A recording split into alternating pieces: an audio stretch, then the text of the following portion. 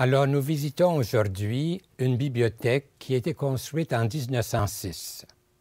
Cette bibliothèque est consacrée à la théologie et quelques années plus tard aussi à la philosophie. Cette bibliothèque, comme vous pouvez le constater, est construite sur un modèle européen avec des mezzanines et un développement des étagères au premier plancher. Alors, je me présente, je suis Jean-Pierre Lucier et je suis sulpicien et j'ai fait des études appropriées pour être bibliothécaire. J'ai étudié à Paris, j'ai terminé mes études en 1967. Après cela, je suis venu au Collège de Montréal comme bibliothécaire pendant 9 ans. Par la suite, j'ai été 16 ans au Collège André Grasset comme bibliothécaire et enfin, je suis arrivé ici en 1992 pour 14 ans de travail, ce qui me fait une carrière de bibliothécaire de 39 ans. Alors, j'ai passé par différents milieux qui m'ont apporté une expérience et qui m'a été utile à travers toutes ces années. Vous vous rendez compte qu'en circulant ou en jetant un coup d'œil circulaire à l'ensemble de la bibliothèque, qu'en 1906, à la construction, quand on a occupé dans les premières années cette bibliothèque, il y avait seulement les rayons qui étaient le long des murs à chaque mezzanine. Avec le temps, la bibliothèque se développant, il a fallu ajouter des rayons. On a commencé par le centre et on est obligé d'aller encore plus loin en ajoutant des rayons tout autour des mezzanines. Il nous a fallu aussi consulter un ingénieur pour s'assurer que le poids des volumes pouvait être supporté par la structure des mezzanines. Il ne fallait pas prévoir un effondrement. Tout aurait été à recommencer. Et peut-être une catastrophe pour certaines personnes qui auraient été ici. Un défi que j'avais quand je suis arrivé ici, ça a été de déterminer l'orientation de la bibliothèque. Et nous avons orienté la bibliothèque vers la pastorale. Et les étudiants venaient faire de la recherche ici et ils complétaient leur enseignement. Et nous préparions surtout pour la pastorale de paroisse. Par après, il y a eu une étude faite plus scientifique et qui a confirmé cette orientation-là, que la bibliothèque avait toujours mis l'accent sur le développement en fonction de la pastorale et non de la théologie spéculative, mais toujours une théologie plus pratique en fonction de la pastorale. Un événement aussi qui m'a orienté dans mon travail à la bibliothèque du Grand Séminaire, c'est que j'ai lu une conférence du cardinal Dan Eels, qui était archevêque de Bruxelles, qui s'adressait à des séminaristes américains à Louvain.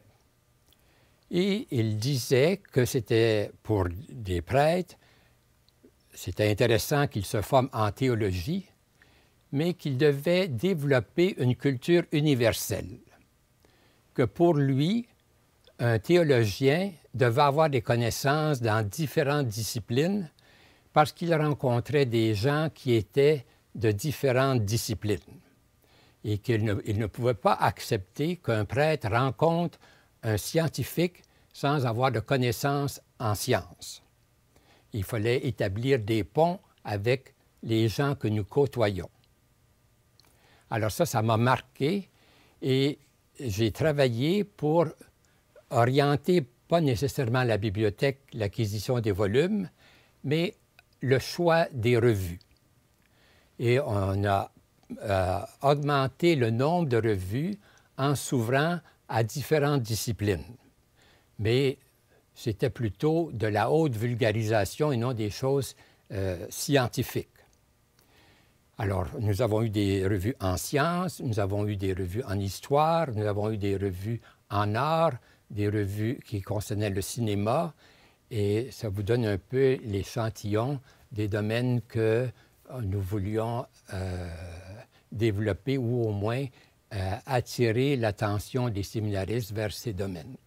Un autre défi que nous avons eu, c'était vers les années 1998, nous avons fait le réaménagement de la bibliothèque.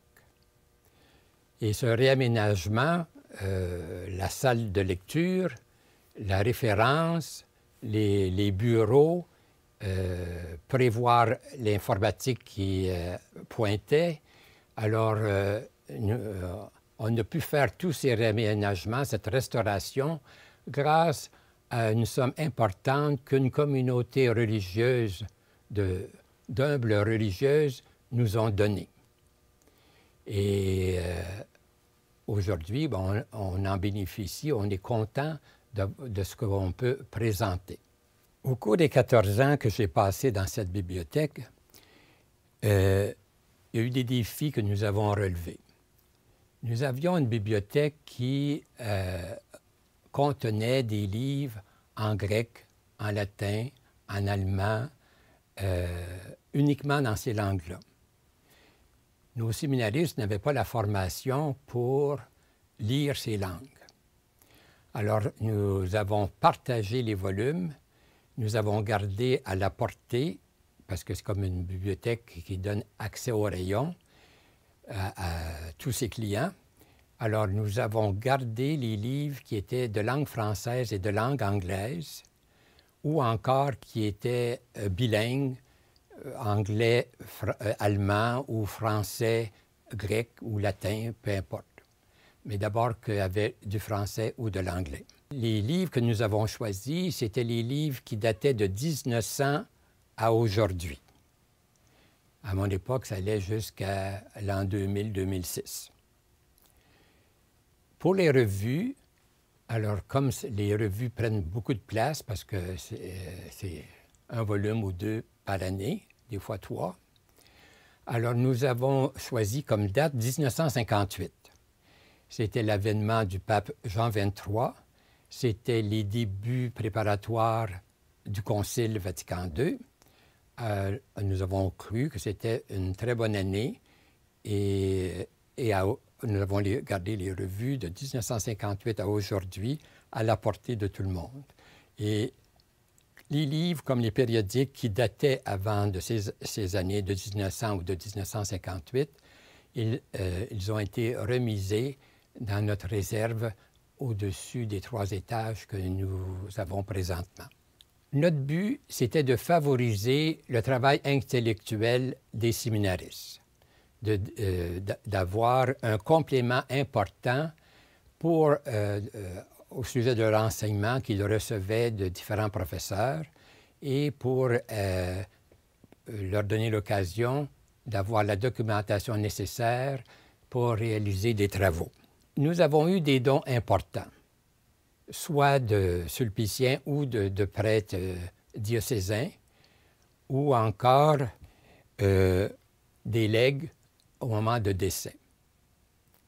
Il y a un inconvénient, une difficulté à cela, c'est que ces gens-là sont tous contemporains.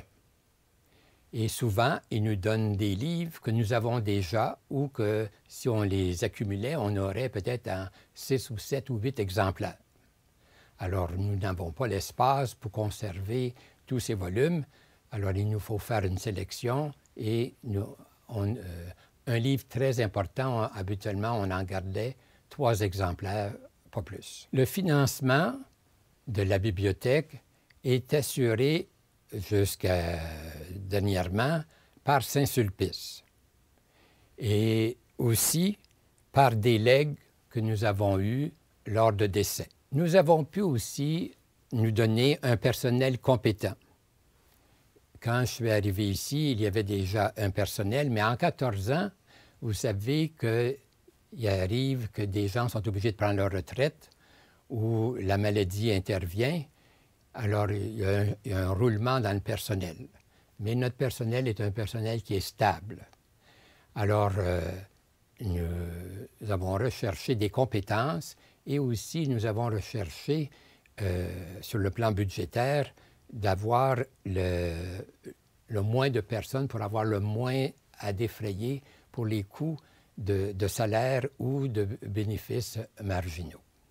Maintenant, je vous parle d'un travail à la bibliothèque qui est vraiment un challenge pour le bibliothécaire. C'est la sélection des volumes.